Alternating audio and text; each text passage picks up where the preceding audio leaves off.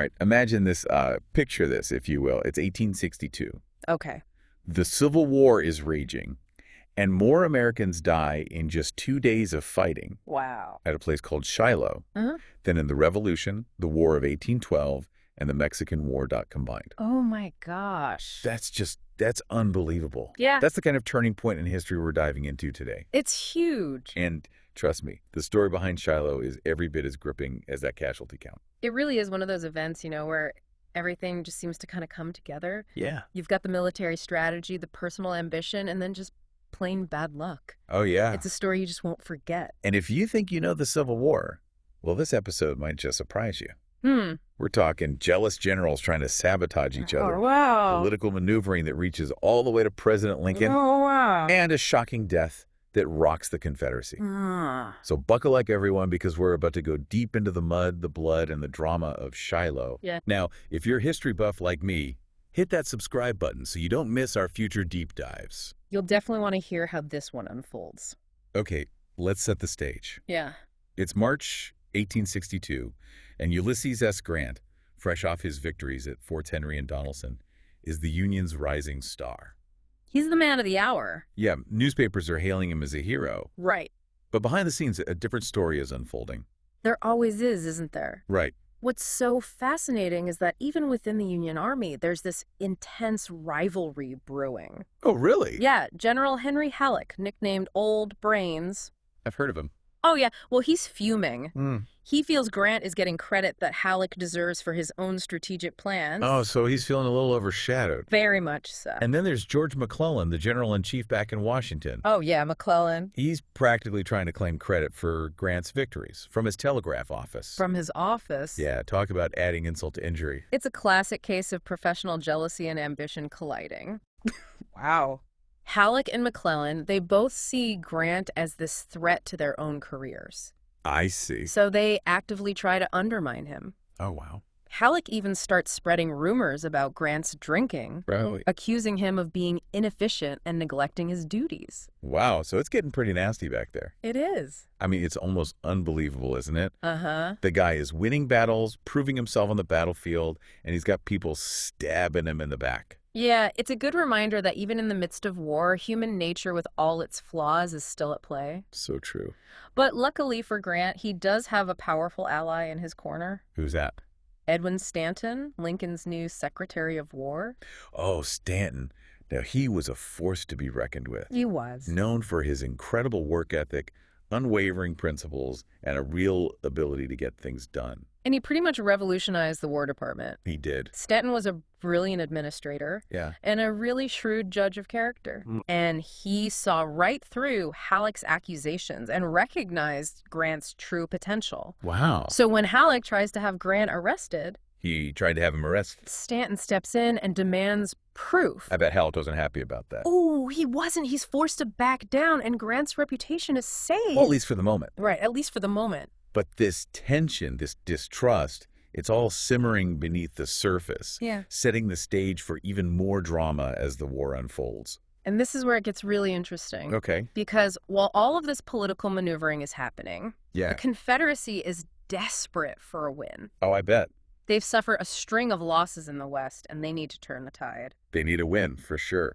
Enter Albert Sidney Johnston, considered the Confederacy's top general at this point. Wow. He and P.G.T. Beauregard, Okay. another skilled commander, Yeah. they come up with a very daring plan, a surprise attack on Grant's forces before they can be reinforced. Wow, that's risky.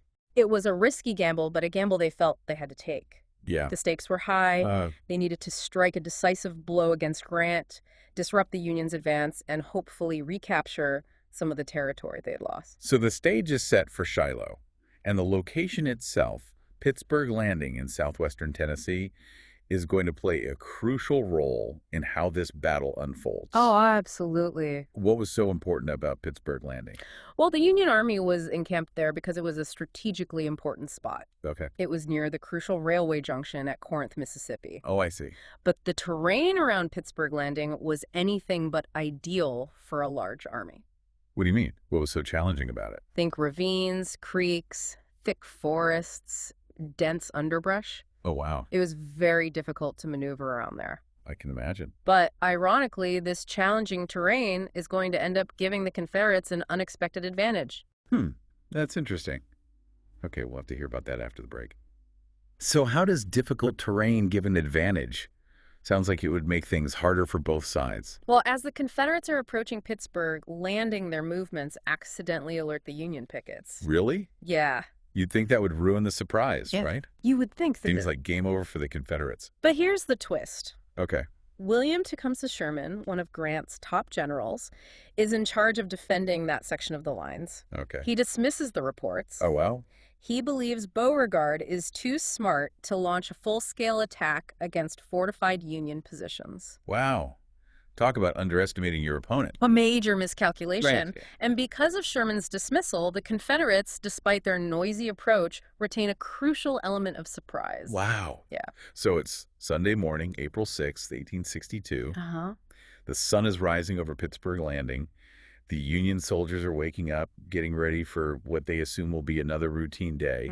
Little do they know, they're about to be thrown into one of the most ferocious battles in American history. And this is where Shiloh earns its nickname, the Hornet's Nest. Ah, yes, the Hornet's Nest. The Confederate attack begins with this furious onslaught, Wow. catching the Union forces completely off guard. And Sherman, who was so confident just a few days earlier, he finds himself right in the thick of it. Right in the thick of it. Having 3 horses shot out from under him that day. 3 horses. Can you imagine the chaos? Oh, it was What? absolute pandemonium. The sheer terror. Close quarters fighting, incredibly brutal, with heavy casualties on both sides. Oh, I bet. And amid all this chaos, Confederate commander Albert Sidney Johnston, Okay. determined to lead his men to victory. He's riding near the front lines, rallying his troops. What? And this is when tragedy strikes. Oh, no. Johnston is hit in the leg by a bullet that severs a major artery. Oh, that sounds bad. It was a seemingly small wound, but it would prove fatal. Johnston, unaware of the severity of his injury, initially brushes it off. But as the day wears on, he grows weaker, eventually losing consciousness. Oh, gosh. And by that afternoon, he's dead. Wow. The Confederacy's most celebrated general, gone. That's a huge loss. A devastating blow to the Southern cause. Yeah, It sent shockwaves through the ranks. of course. Johnston's death is a turning point in the battle, both strategically and psychologically. I see. But the fighting rages on, Okay. and one particular location becomes the focal point of the Confederate assault. The Hornet's Nest, right. Exactly. Okay. It was a sunken road defended by Union troops under the command of General Benjamin Prentiss. Oh. For hours, they hold off wave after wave of Confederate attacks, Oh, inflicting heavy casualties. it sounds like an incredibly intense and desperate fight. Oh, it was. Yeah. The Confederates didn't call it the Hornet's Nest for nothing. Right. The Union soldiers fought ferociously, determined to hold their ground. But despite their bravery, they're eventually overwhelmed by the sheer number of Confederate troops. So the first day of Shiloh ends with the Confederates seemingly on the verge of victory. They were. The Union lines have been pushed back, they've suffered heavy losses, Yeah. and Grant is facing criticism for his handling of the battle. A lot of criticism. Things were looking bleak for the Union. They were, but as night falls, a crucial development shifts the tide of war. Reinforcements. Yes, General Don Carlos Buell arrives with fresh troops, Oh, wow. boosting the Union's numbers and morale significantly. What a dramatic turn of events. It was. So the Confederates, exhausted from a day of intense fighting, they have no idea these reinforcements are on their way. No idea. Wow. Beauregard had missed an opportunity to inform his troops about Buell's arrival. Oh, that's a big mistake. A crucial oversight that will cost them dearly. Wow. And as the sun rises on the second day of Shiloh, the Union Army, revitalized and reinforced, is ready to launch a counterattack. So the Union has these fresh troops, and the Confederates are just exhausted from the fighting.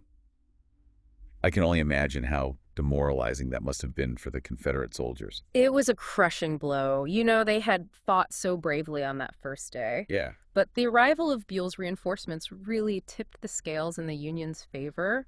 And to add insult to injury, Grant, who had been criticized for his supposedly passive leadership on the first day, Yeah.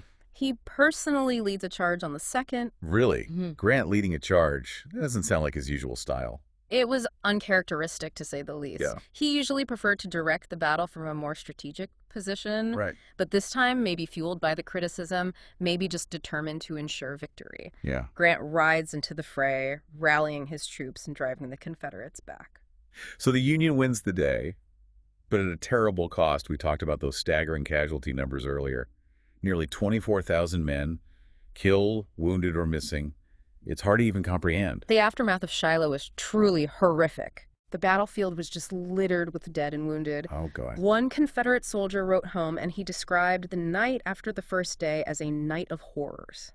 Oh, wow. The rain, the mud, the groans of the wounded, the constant cannon fire from Union gunboats, a scene of absolute misery. It wasn't just the physical wounds, though, right? The psychological impact of a battle that brutal must have been immense. Absolutely. Many soldiers, even those who survived physically unscathed, were forever scarred by what they witnessed at Shiloh. I can imagine. The sheer scale of the killing, the sights and sounds of the battlefield, it left lasting trauma.